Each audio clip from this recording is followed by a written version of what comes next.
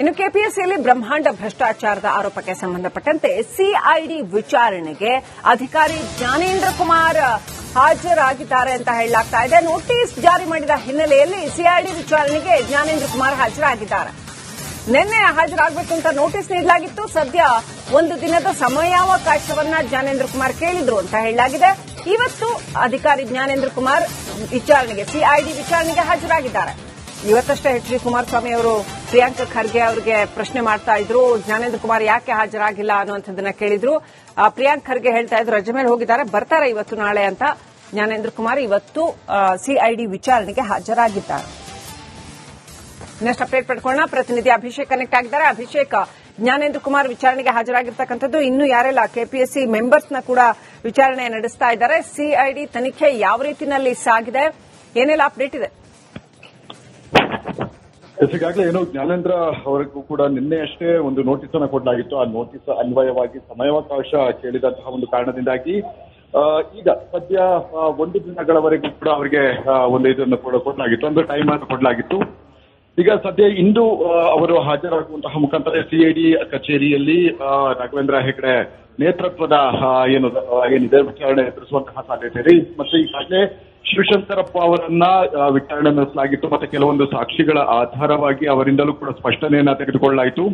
ಮತ್ತು ಇನ್ಚಾರ್ಜ್ ಆಗಿದ್ದಂತಹ ಒಂದು ಕಾರಣದಿಂದಾಗಿ ಈಗ ಜ್ಞಾನೇಂದ್ರ ಏನಿದೆ ಅವರನ್ನ ವಿಚಾರಣೆಗೊಳಪಡಿಸುವಂತಹ ಒಂದು ಪ್ರಕ್ರಿಯೆಗಳನ್ನ ಈಗ ಇಟ್ಟಿದ್ದಾರೆ ಅಂತಾನೆ ಹೇಳ್ಬೋದಾಗಿದೆ. ಈಗಾಗಲೇ 80ಕ್ಕೂ ಹೆಚ್ಚು ಪ್ರಶ್ನೆಗಳನ್ನ ಸಿದ್ಧಪಡಿಸಿಕೊಂಡಿದ್ದಾರೆ. ಅಂದ್ರೆ ಈ ನೇಮಕಾತಿ ಸಂದರ್ಭದಲ್ಲಿ ಅವರು ಒಂದು ಇನ್ಚಾರ್ಜ್ ಆಗಿದ್ದಂತಹ ಒಂದು ಕಾರಣದಿಂದಾಗಿ ಮತ್ತು ಈಗಾಗಲೇ ಈ ಒಂದು ಪ್ರಕರಣದಲ್ಲಿ ಅವರು ಅವರ ಅಂದ್ರೆ ಶಿವಶಂಕರಪ್ಪ ಅವರ ಅಂಡರಲ್ಲಿ ಕೆಲಸ ಮಾಡಿರುವಂತಹ ಒಂದು ಕಾರಣದಿಂದಾಗಿ ಈಗಾಗಲೇ ಈ ಸಂಬಂಧವಾಗಿ ಒಂದಷ್ಟು ಅವರಿಂದ ಸ್ಪಷ್ಟನೆಯನ್ನು ತೆಗೆದುಕೊಳ್ಳುವಂತಹ ಒಂದು ಪ್ರಕ್ರಿಯೆಗಳನ್ನು ಕೂಡ ಮಾಡಬೇಕಾಗುತ್ತೆ. ಮತ್ತು ನೇಮಕಾತಿ ಸಂಬಂಧವಾಗಿ ಇವರ ಅಧಿಕಾರ ಅವಧಿಯಲ್ಲಿ ಎಷ್ಟು ಜನರನ್ನ ನೇಮಕಾತಿಯನ್ನ ಮಾಡಲಾಗಿದೆ ಅದೆಲ್ಲವೂ ಕೂಡ ಸೂಕ್ತ ರೀತಿಯಾಗಿ ಇದನ್ನ ಮಾಡಲಾಗಿದೆಯಾ ಅಂತ ಹೇಳಿ ಕೂಡ ಈಗಾಗಲೇ ಎನ್ಕ್ವೈರಿ ಮಾಡುವಂತಹ ಒಂದು ಪ್ರಕ್ರಿಯೆಗಳನ್ನು ಕೂಡ ಮಾಡಲಾಗ್ತಾ ಇದೆ. ಅಂದ್ರೆ ಯಾವುದೇ ರೀತಿಯಾದಂತಹ ಹೀಗಾಗಿ ಏನು ಲಂಚದ ಆರೋಪ ಏನು ಕೇಳಿ ಬಂದಿತ್ತು ಆ ಲಂಚದ ಆರೋಪಕ್ಕೆ ಸಂಬಂಧಿಸಿದಂತೆ ಇವರ ಪಾತ್ರ ಏನು ಅನ್ನುವಂತಹ ವಿಚಾರಗಳನ್ನು ಕೂಡ ಅವರಿಂದ ಸ್ಪಷ್ಟನೆಯನ್ನ ತೆಗೆದುಕೊಳ್ಳುವಂತಹ ಒಂದು ಕೆಲಸಗಳನ್ನ ಸಿಐಡಿ ಅಧಿಕಾರಿಗಳು ಮಾಡಲಿದ್ದಾರೆ ಅಂತಾನೆ ಹೇಳಬಹುದಾಗಿದೆ.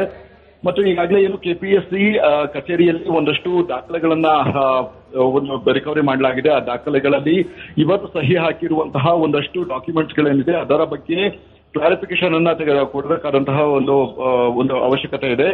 ಮತ್ತು ಅವರ ಬ್ಯಾಂಕ್ ಸ್ಟೇಟ್ಮೆಂಟ್ಗಳಾಗಿರಬಹುದು, ಅವರ ಮೊಬೈಲ್ ನಂಬರ್ಗಳಾಗಿರಬಹುದು, ಅದೆಲ್ಲವನ್ನು ಕೂಡ ವೆರಿಫಿಕೇಶನ್ ಮಾಡುವಂತಹ ಕೆಲಸಗಳನ್ನು ಕೂಡ ಮಾಡಬೇಕಾಗುತ್ತೆ. ಹೀಗಾಗಿ ಸತ್ಯ ಇದ್ದರೆ ಈ ಒಂದು ಪ್ರಕರಣದಲ್ಲಿ ಏನಾದರೂ ತಪ್ಪು ಕಂಡು ಬಂದಂತಹ ಅಂದ್ರೆ ಅವರ ವಿರುದ್ಧ ಏನಾದರೂ ಸಾಕ್ಷಿ ಇದ್ದಂತಹ ಸಂದರ್ಭದಲ್ಲಿ ನಂತರದ ಒಂದು ಕಾನೂನು ಕ್ರಮ ಮುಖಾಂತರ ಅವರನ್ನ ವಶಕ್ಕೆ ಪಡೆದುಕೊಳ್ಳುವಂತಹ ಪ್ರಕ್ರಿಯೆಗಳು ಕೂಡ ನಡೆಯುವಂತಹ ಸಾಧ್ಯತೆ ತಳ್ಳಿ ಹಾಕುವಂತಿಲ್ಲ. ಹೀಗಾಗಿ ಸದ್ಯ ಇವತ್ತಿನ ಎನ್ಕ್ವೈರಿಯಲ್ಲಿ ಯಾವ ವಿಚಾರಗಳು ಹೊರಗಡೆ ಬರುತ್ತೆ ಮತ್ತು ಸಿಐಡಿ ಅಧಿಕಾರಿಗಳು ಈಗಾಗಲೇ ಕಲೆ ಹಾಕಿರುವಂತಹ ಸಾಕ್ಷಿಗಳ ಅನ್ವಯವಾಗಿ ಯಾವ ರೀತಿ ಅವರೊಂದು ಸಹಕಾರವನ್ನ ನೀಡ್ತಾರೆ ಅನ್ನೋದ್ರ ಮೇಲೆ ಡಿಪೆಂಡ್ ಆಗಿದೆ. Srilakshmi. Right, thank you Abhishek ಡೀಟೇಲ್ಸ್ಗಾಗಿ.